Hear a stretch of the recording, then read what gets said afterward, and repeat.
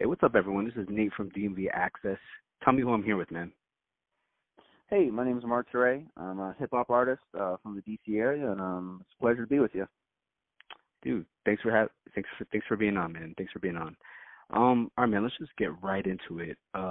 Let's talk about who you are as an artist. Like, what type of music do you make? So I make what I call hip-hop with a message, which is sort of very substantive-based, lyrically conscious sort of music. I mean, I make sort of regular hip-hop as well, and sort of that sort of turn-up, but also more along the lines of sort of having a real message behind what I say. And that's sort of opened up avenues. You know, I come from being an educator, so to me that's what hip-hop is, has the potential to be, is a tool to educate and empower people. So that's what I try to do with my music for the most part. Cool, man. All right, let's just take it way back. Just tell us a little bit about your story. Yeah, man. So, I grew up, just outside of Bethesda. Born in D.C., but grew up just outside the city in Bethesda. My grandmother was a concert pianist, and she had really early onset arthritis, but despite that, she switched it up and was able to do jazz music and made a living just, playing music and teaching. So, having her as an early inspiration, my dad is also a really big music head, music collector, so I was exposed early to really great music like, Hendrix, John Coltrane, Sun Ra, but when I really fell in love with hip-hop was when I first heard Biggie. And from then on, it was just, writing some lyrics, getting more serious about it, and became less of a fascination, more of a hobby, or less of a hobby, more of a fascination. And then all of a sudden, I realized this is sort of pretty much what I want to do, and then just go from there. Cool. So I noticed you mentioned Biggie. Like, who else were, your musical influences growing up? Oh, man, well, I was definitely influenced by Grandmaster Flash, Public Enemy, Tribe Called Quest. Biggie for sure. When it comes to lyrics and flow, he's definitely one of my main inspirations.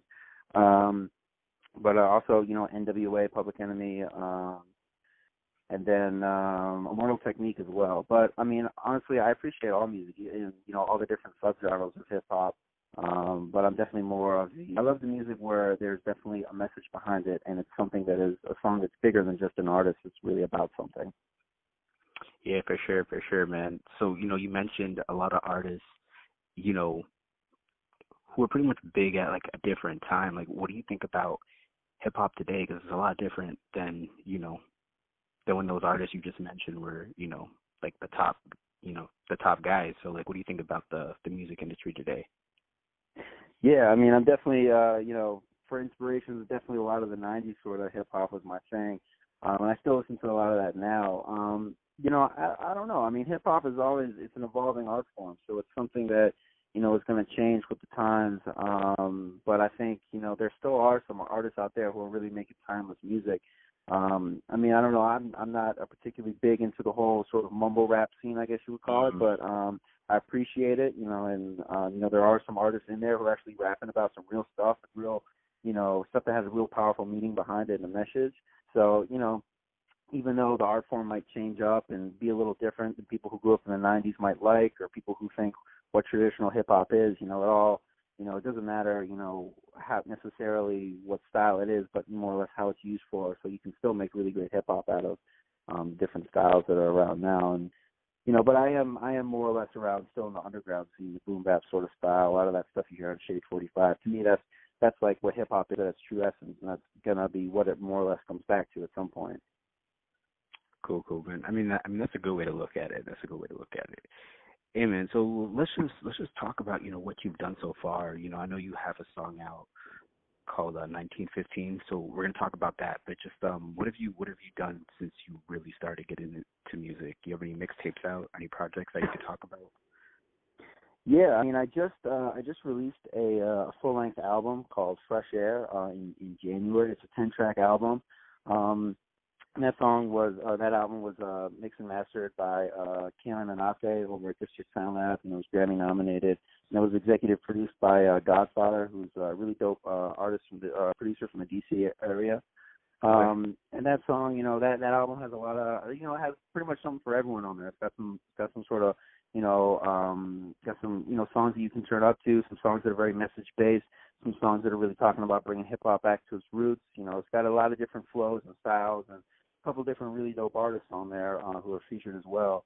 Probably one of the bigger songs off the project was my song 1915, which you mentioned, and that I released back in 2015 as a single, but we included it on the project just because we had such tremendous success with it. That actually kind of went viral and racked up a couple million views on social media and everything. And the song has a very important message behind it.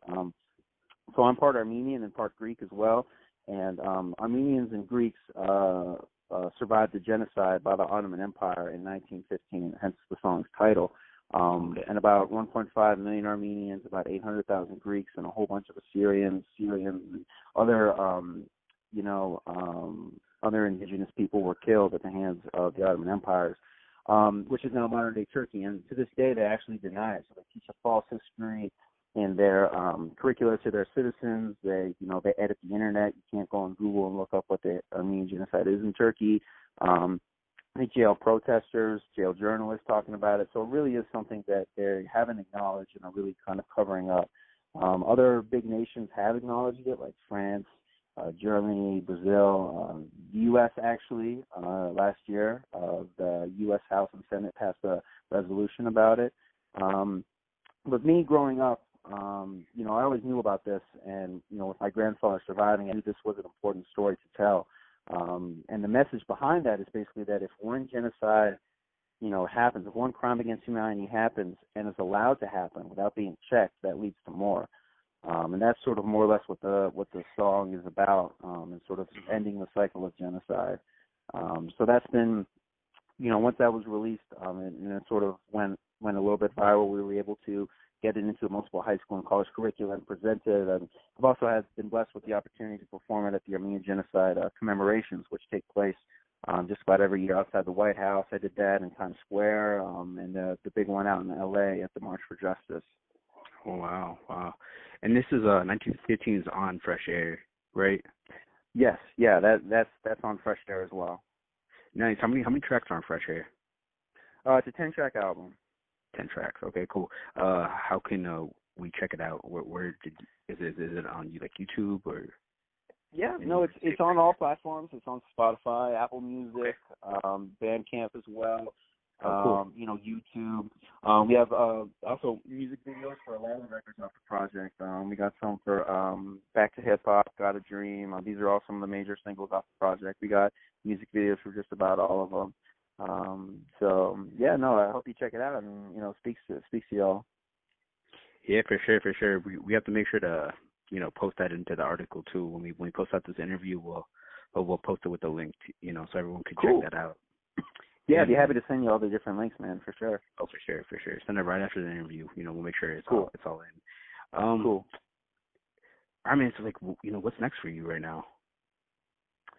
I guess the next really big thing I'm working on is another song actually produced by Godfather, same producer who produced 1915, and basically we're going to take that platform that we've been able to build and all the sort of followers and fans and all the the activist sort of template that we've been able to build up with that and sort of look at it through the lens of America and America's history of genocide of Native Americans, slavery of African Americans, and persecution, which is still going on to this day.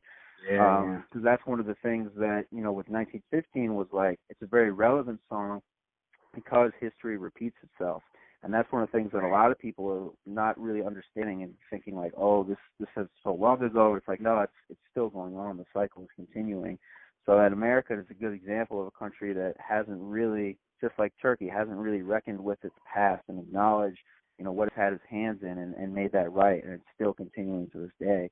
So that's something that, I wanted to speak on because I built this platform and I feel like it's something that needs to be spoken on. So that's sort of the next project that I'm really working on.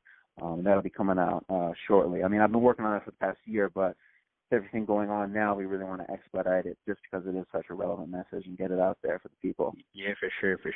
I think right now is the best time for almost every artist to make, music with these messages right now, Yeah. For sure. I mean, now's the time to really speak. And if you're an artist, it's the best way. It's use your platforms to, spread the word. I just did a last interview with this artist named Obi from New York, and we talked Hmm. about Black Lives Matter movement, what it means to him, and it's crazy because he's from he grew up overseas like in Africa, so Wow. like he was born here, he went over, he lived his life over there, and now he's back here, and so he didn't really know what it's like to grow up and deal with all these things. So now when he's seeing it, it's like Yeah. it's hitting him kind of differently. But like, yeah, what are your thoughts on it? Black Lives I Matter. mean, oh well, I'm all for it. I'm all for Black Lives Matter. I think one of the things that's really crazy, which I sort of talk a little bit about the song, is on both sides of my family, we came here basically as refugees. I mean, my family did came here. They survived the genocide. My grandmother, they had literally nothing on them, but because they were white-ish, Armenians were pretty much white. We fit the more or less pigment complexion that was desired by this racist system in America, and we're allowed to, excel. My grandfather was very smart. He was allowed to go to MIT, ended up becoming a rocket scientist, working for the government, made a good living. He wasn't really redlined, so he was able to buy a nice house and pass it on to my family. So, I've grown up. I'm really like one of the first generations that's grown up in this family, which has had the ability to live off of, the profits of what my grandfather has worked for. But, I look at that and it's like, how many, African American friends that I have whose family have been here for generations. I mean, going way back to, I have a friend who can trace his ancestry back to the times of slavery. And, because of this racist system, a lot of them are still treated as though they're second-class citizens. Whereas my family, we're much newer to America, but for whatever reason, the desired pigment we've been able to assimilate in a way that they haven't. And that sort of kind of disparity is just extremely unfair. And the redlining and the incarceration that's going on right now, it's just drawing a huge line in the sand. So I think that's something that needs to be addressed, and I'm all for these protests and really bringing it out there, because every other way that it's tried to be addressed, it's been shut down. So, if you're going to take away Kaepernick's peaceful protest or Kobe wearing the I Can't Breathe T-shirt, if you got problems with that, then don't be surprised when people, get out and yell. Yeah, for sure. I understand that completely. Yeah, man. Well, it's cool that you're actually, making music with purpose. I think it's great. It's great to hear that. It's refreshing. Like, is that sort of like what the other songs on Fresh Air is about? Yeah, that's sort of where it gets its title from. I talk about, people always say like it's refreshing, and everything, to hear someone talking about issues that I don't hear about. So it's like it's sort of like breath of fresh air where the title came from. Yeah, we got some songs on there. We got a couple songs like Spread the Love is very much about, sort of, wealth inequality and talking about sort of racial injustice.